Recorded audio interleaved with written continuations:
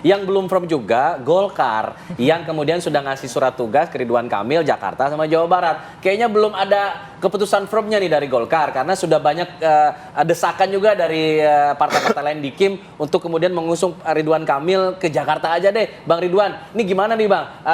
Makin kuatkah desakan dari internal Kim untuk mengajukan Ridwan Kamil di Jakarta?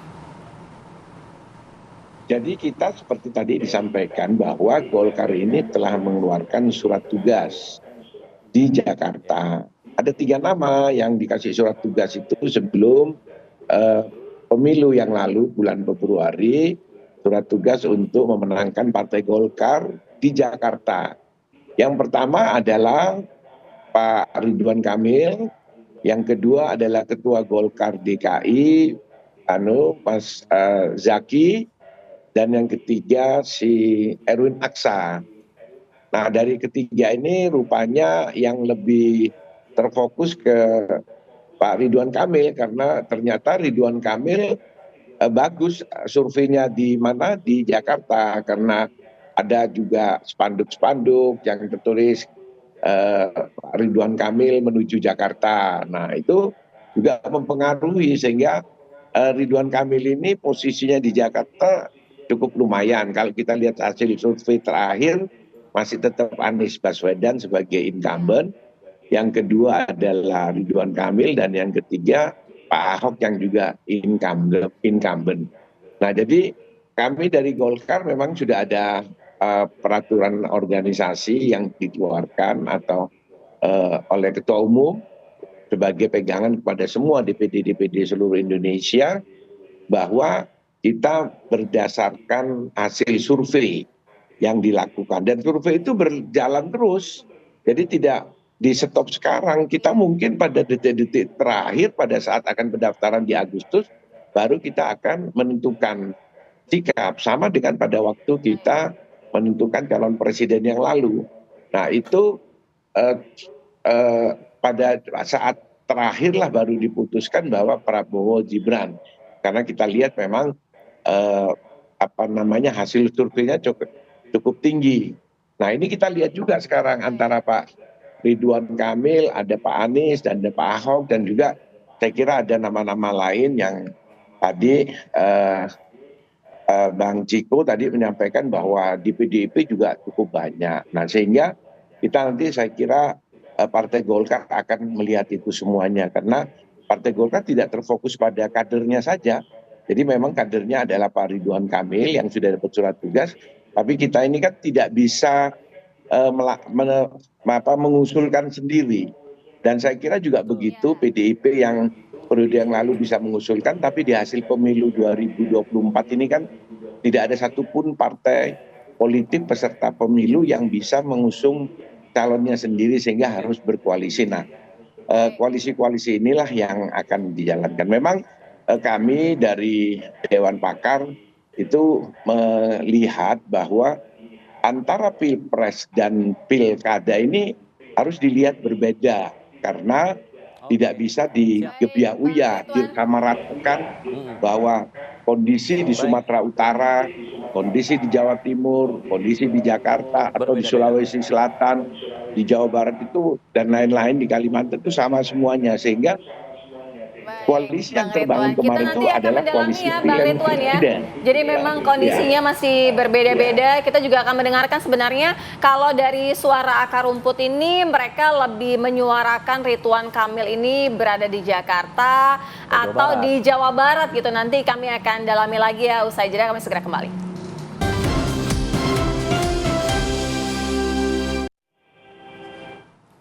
Kita lanjutkan dialog saya ini ke Bang Ridwan Hisyam selaku anggota Dewan Pakar Partai Golkar. Bang Ridwan, kalau dari akar rumput saat ini sebenarnya sosok Ridwan Kamil ini lebih direstui untuk maju di Jakarta atau di Jawa Barat, Bang?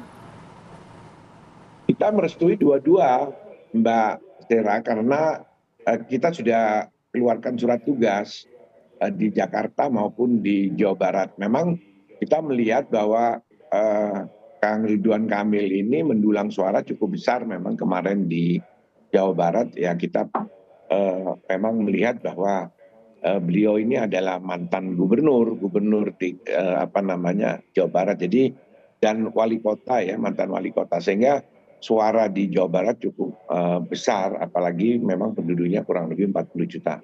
Tetapi kan kita melihat bahwa Golkar juga butuh figur di Jakarta di mana gubernurnya bisa berasal dari kader Partai Golkar. Karena Pak Ridwan Kamil ini saat ini posisinya sebagai Wakil Ketua Umum Dewan Pimpinan Pusat Partai Golkar, sehingga beliau adalah langsung terlibat di dalam kepengurusan partai, sehingga figur Pak Ridwan Kamil ini identik dengan figur Partai Golongan Karya.